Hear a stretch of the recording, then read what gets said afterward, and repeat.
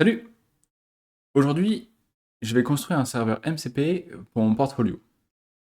Alors, on peut se demander pourquoi un serveur MCP, pourquoi pour mon portfolio? Eh ben, je vais tout expliquer dans cette vidéo. Avant toute chose, il faut comprendre comment un petit peu fonctionne mon site. Alors la première chose qu'il faut savoir, c'est que sur mon site, il y a deux parties bien distinctes. Il y a le front-end, qui est un VitePress, et le back-end, qui est une API Laravel. Sur le front-end, on va avoir des articles, et ces articles, on va pouvoir y mettre nos impressions, y mettre des réactions, et on va aussi pouvoir y mettre des commentaires.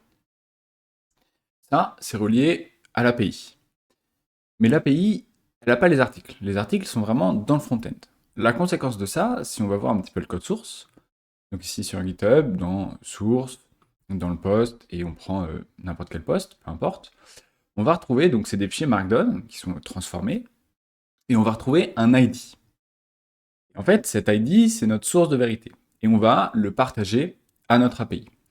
Mais pour que vous compreniez bien, je vais vous faire un petit schéma. Du coup, on a dit notre API. Elle est juste là.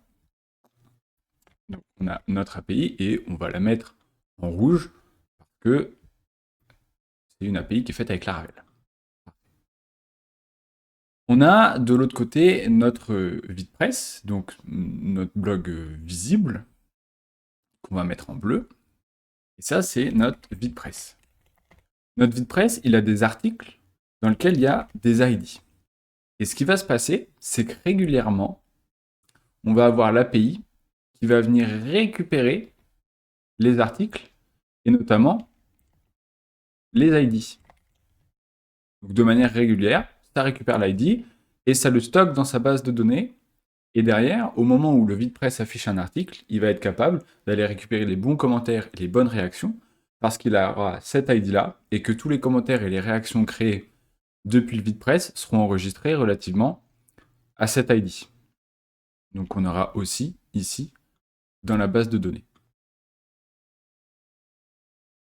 Et quand j'écris mes articles, ce que j'aime bien faire, c'est demander à l'IA de les corriger, de mettre en gras certains mots pour le SEO, et tout ce genre de choses. Et ce que j'aimerais bien lui demander aussi, c'est de me mettre le bon ID ici. Parce que à chaque fois, je suis obligé d'aller dans le panel d'administration, de regarder quel est l'ID du dernier article pour être sûr qu'il n'y ait pas de conflit, et de le rentrer là. Et donc ce qu'on va faire aujourd'hui, c'est un MCP, un serveur MCP, qui va nous permettre d'automatiquement, quand il va corriger notre article, dans le même temps, il va aller récupérer cet ID-là et il va l'injecter au bon endroit comme il faut. Et ça s'inscrit dans un truc un peu plus grand que je te présenterai, mais plus tard. Donc pour commencer, on va devoir faire un serveur MCP.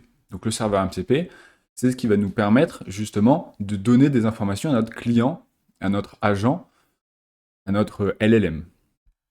Donc pour ça, on va utiliser évidemment le modèle Context Protocol et on va utiliser le SDK TypeScript. Celui-là.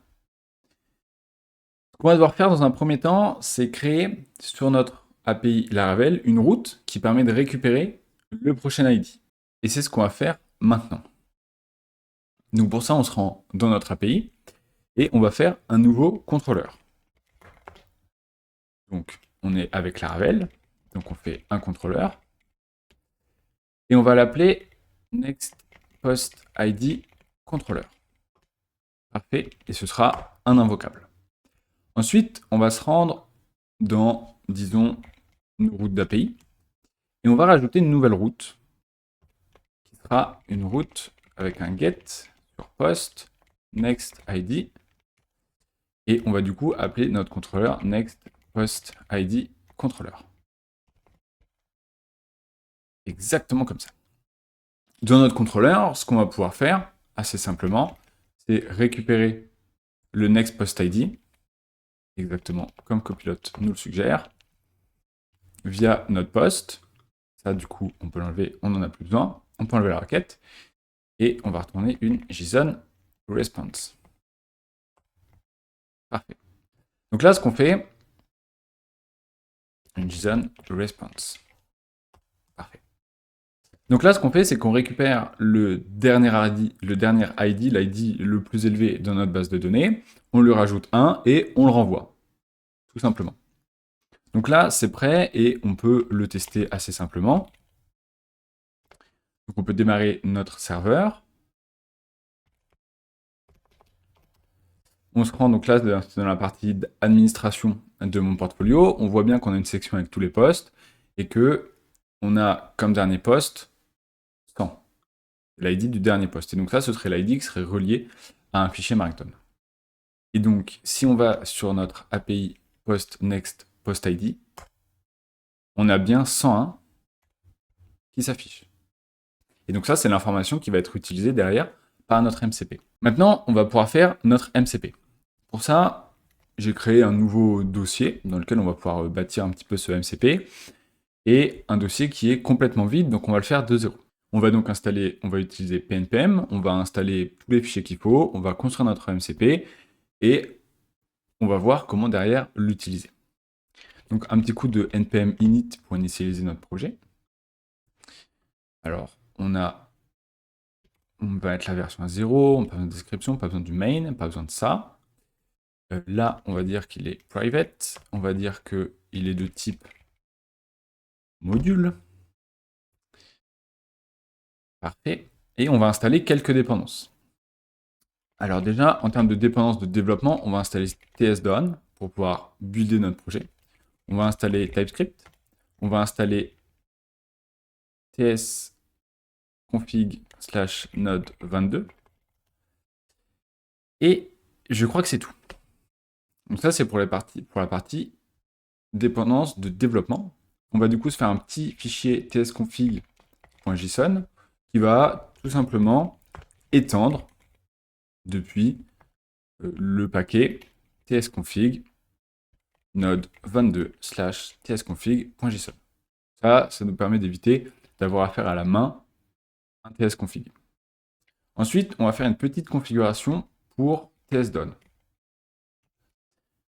.config.ts. Donc là, on importe l'objet dont on a besoin. Donc c'est le define config. Et là, on va define une config simplement pour lui dire où est le fichier qui va devoir compiler. Donc on va le mettre dans un dossier src avec un petit index.ts. Parfait. Et une fois qu'on est là, on va pouvoir avoir un petit script qu'on va appeler build, tout simplement, et qui va appeler tsdown. Jusque-là, rien de bien complexe. Ensuite, on va devoir installer quelques dépendances pour faire notre projet. On va devoir installer, évidemment, le SDK. Donc pour ça, on va se rendre juste ici. Et donc on va installer le modèle Context Protocol SDK pour TypeScript. On va aussi avoir besoin de d'autres choses, comme Zod, pour faire les schémas, et Zod to schéma pour nous faciliter la vie. Parce que nos outils qu'on va construire derrière acceptent des schémas JSON, et donc là on va pouvoir transformer directement nos objets Zod en objets JSON. Et ça c'est beaucoup plus agréable. Donc on installe tout ça, hop, on ferme ça, et on va pouvoir maintenant construire notre MCP, notre serveur MCP. Pour faire ça, moi je le fais pas de tête, je vais simplement aller voir dans la doc, et il y a toute une partie sur un serveur MCP bas niveau, et c'est exactement ce qui nous intéresse, le low level server. Celui-là, il nous permet vraiment d'avoir le contrôle sur ce qu'on fait, et ça c'est hyper intéressant. Alors là, dans notre cas, on va avoir qu'un seul outil, donc c'est un peu presque overkill, mais quand on commence à avoir plus d'outils et qu'on commence à vraiment construire un serveur un peu plus complexe, ça devient très intéressant d'avoir ça, donc autant commencer par ça. Donc là, dans notre petit serveur MCP, on a pas mal de choses à faire. La première chose, c'est qu'on va l'appeler mcp.soubiran.dev. Ensuite, on va dire qu'il est en version 0. En termes de capabilities, il a des tools. Et donc, ça va nous changer pas mal ce qu'on a là. Parce qu'ici, on va plus avoir des prompts, mais on va avoir des tools. De la même chose qu'ici d'ailleurs, on va plus lister nos prompts, on va lister nos tools. En termes de tools, on va en avoir un du coup, qui va s'appeler next post, next post ID. En termes de description, ça va être un truc assez simple. Get the next post ID for a post on soubirant.dev. Là, c'est hyper important dans la description d'être vraiment très clair sur ce à quoi ça va servir. Là, typiquement, si on dit juste que ça sert à récupérer le prochain post ID, le LLM, il va pas trop savoir quand l'utiliser. Si on lui dit que c'est pour un post et pour soubirant.dev, ça veut dire que derrière, dans notre prompt, on pourra aussi préciser ces deux éléments-là, et le LLM, il va faire le lien, et il va être capable de récupérer plus simplement le prochain post ID. En termes d'arguments, donc c'est là où ça devient intéressant, c'est qu'on peut avoir un get. On peut créer un petit schéma JSON, next post ID, et donc là, ça va être un objet Zod. Donc il faut importer Zod, object, et cet objet, on va lui passer un paramètre, donc ça va être un objet, et ça va être un objet vide. Parce qu'en vrai, on n'a pas besoin de paramètres pour appeler notre API. Et donc là, ce qui est bien, c'est qu'on va avoir... Alors, pas besoin de lui, du coup.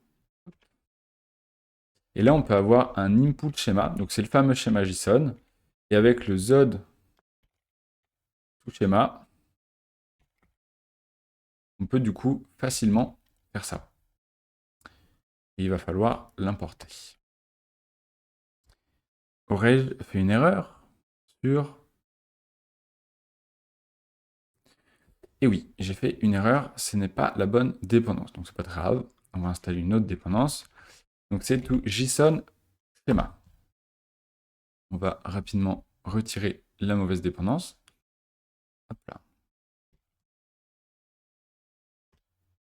Nickel. Et donc là, on va plutôt importer depuis JSON schéma. Et donc là, on devrait avoir notre JSON, hop, notre Zod to JSON schéma. Parfait. Donc là, on a tout ce qu'il faut. Ceci près que ça, on n'en a plus besoin. Donc là, ce qu'on fait, c'est qu'on définit une route avec cette constante-là. Comme ça, on n'a pas besoin de se souvenir de ce qui va là. On prend juste la constante qui est fournie par le SDK de MCP. Et ce qu'on va faire, c'est qu'on va dire à notre LLM, voici les outils que tu peux utiliser. Donc en l'occurrence, l'outil NextPostID. Et voici la description. Voici quelles données il attend. Donc en l'occurrence, nous, il attend un objet vide. Et puis ensuite, bon bah, fais ta vie. Ensuite, ce qui va se passer, c'est qu'on va du coup, possiblement le MCP, plutôt le LLM, il va appeler les outils MCP. Et donc là, il va falloir une route qui va être capable de répondre à ces appels-là. Donc là, c'est la deuxième route qu'on va faire là. C'est un get. C'est un tools. C'est un call tools. Un call tool request.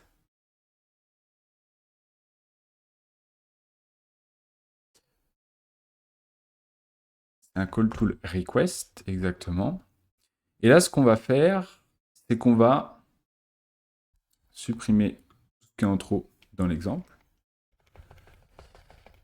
Et on va simplement regarder, ok, est-ce que dans notre request, il y a un params dont le nom est égal à next post ID. Si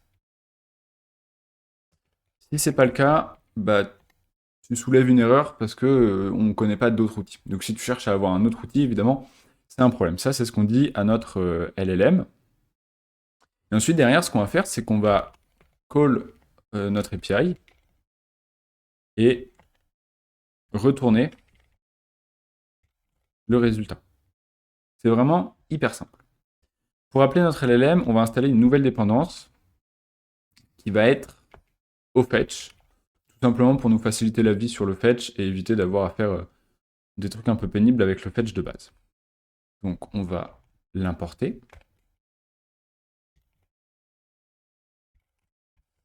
Hop là, parfait. Et ensuite, donc, on a dit qu'on voulait appeler notre API. Donc const data est égal à await au fetch. En l'occurrence, on est sur HTTP localhost 8000. Alors évidemment, dans un scénario de mise en production, potentiellement, il faudrait mettre ça sous un système de variables d'environnement. Next post ID. Parfait, on n'a pas d'autres paramètres à lui passer. Donc là, on lui dit juste, fait une requête vers notre route. Sauf que là, c'est next ID.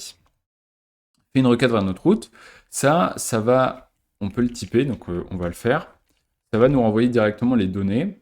Et donc, ça va être un next post ID de number. Et on va mettre un petit try catch autour de ça, parce que si jamais il y a une erreur, au fetch, directement, il se roule l'erreur. Et donc, nous, on peut la renvoyer. Donc ça, c'est hyper cool. Et ensuite, ce qu'on va devoir faire, du coup, c'est retourner ces données-là. Donc ça, on les retourne via un objet qu'on va appeler content. Donc ça, c'est normalisé dans le protocole MCP, hein, dans lequel donc il va retourner un tableau derrière et un tableau d'objets dans lequel en fait on définit quels sont les éléments qu'on retourne, puisqu'on peut retourner donc de l'audio, des images, des ressources. Nous, en l'occurrence, ça va être du texte. Et on va simplement retourner en termes de texte, du coup, le data.nextPostID. Voilà. Et là, on a construit notre MCP. Donc là, on a bien notre serveur. Là, on a bien la route qui permet de lister l'ensemble des outils disponibles pour le MCP, pour le client. Et là, on répond aux différentes requêtes du client. Donc normalement, si tout va bien, ça doit marcher. Pour vérifier si ça marche, on va utiliser Copilot et donc on va utiliser le chat. Parfait. Ce qu'on va faire, c'est qu'on va le passer en mode agent, déjà dans un premier temps. Et ensuite, on va ajouter notre serveur MCP directement là dans notre projet. Donc pour ça, on a une petite commande add server. Donc c'est un serveur de type stdio. Donc la commande to run, c'est node. Et on verra après pour ajuster ça. MCP, son petit nom, c'est mcp.soubirant.dev. Et on va le mettre dans le workspace, donc c'est-à-dire dans notre projet en cours. Là, en l'occurrence, donc ce qu'on lui dit, donc ça c'est le nom du serveur MCP, ça c'est la commande, et maintenant il faut lui dire, ok, donc tu veux tourner avec node quelque chose, donc on va lui donner un chemin absolu, c'est le plus simple. Donc c'est dans user, esub,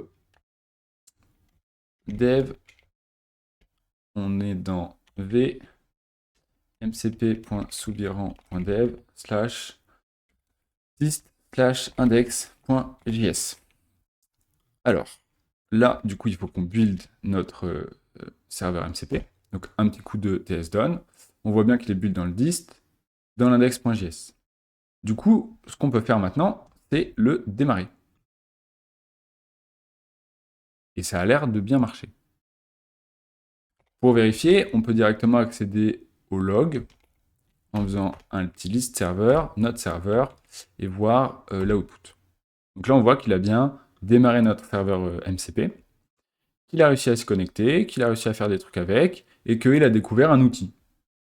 Et si on clique là, on peut voir l'outil qu'il a découvert, et il a découvert l'outil qu'on vient juste de créer. Parfait, donc ça déjà, c'est une bonne chose, ça veut dire que ça marche. Maintenant, on va le mettre en pratique. Donc pour ça, on va créer un petit dossier qu'on va appeler Playground, dans lequel on va mettre un petit fichier qu'on va appeler using mcp.md. Donc là, c'est simplement du contenu pour avoir quelque chose sous la main. L'objectif, c'est vraiment de tester le MCP. On va pas, c'est juste pour que le MCP ait un peu de contexte dans lequel il évolue. Donc moi, dans mes articles, il y a toujours cet ID qui existe. Et ensuite, un title, using MCP. Et ensuite, une description. Et puis, il y a une date. Voilà. Et puis ensuite, on va lui faire générer un peu de texte. Modèle, contact, protocol. Hop. Et là, on va lui faire générer un peu de texte, histoire que ce soit un peu plus réaliste par rapport au cas d'usage. Parfait. Donc là, on a un truc de potentiellement un peu réaliste. Maintenant, ce qu'on va faire, c'est qu'on va demander à notre agent de corriger notre article, puisque c'est mon workflow. Si je demande à l'IA de corriger mon article et de mettre des trucs en gras, des différents mots en gras pour le SEO. Et puis dans le même temps, je vais lui demander de faire la description et puis en même temps de mettre le bon ID. Donc pour ça, je vais lui dire please could you improve the file. Donc là, ce qui est bien, c'est qu'on peut directement intégrer un fichier. Write the description and add the correct ID. Et on va lui préciser que c'est un blog article for Soulirant.dev. Et là, si tout se passe bien, il va essayer d'utiliser notre outil et tout corriger comme il faut. Et c'est ce qui se passe. Il a bien fait tourner notre outil. Il a bien en input mis un objet vide, puisque c'est ce qu'on lui demande. En sortie, il a trouvé 101, et ça tombe bien, c'est exactement ce que renvoie notre API. Et puis il a corrigé la description et il a amélioré l'article. Alors là, il n'y a pas grand-chose à améliorer parce que c'est lui qui l'a écrit, mais le point important, c'est pas ce qu'il y a en dessous le front meter, ça au final on s'en fiche, c'est surtout qu'il a mis le bon ID. Ça c'est génial. C'est génial parce que ça veut dire qu'on va pouvoir vraiment commencer à discuter avec nos documents en ayant un vrai contexte et des vraies infos qui viennent de différents endroits pour vraiment nous aider à écrire nos articles. Voilà, j'espère que ça vous a plu, que vous avez appris des choses et que potentiellement ça peut vous donner des idées pour vous aussi mettre en place des MCP dans ce que vous faites. A plus! Ciao!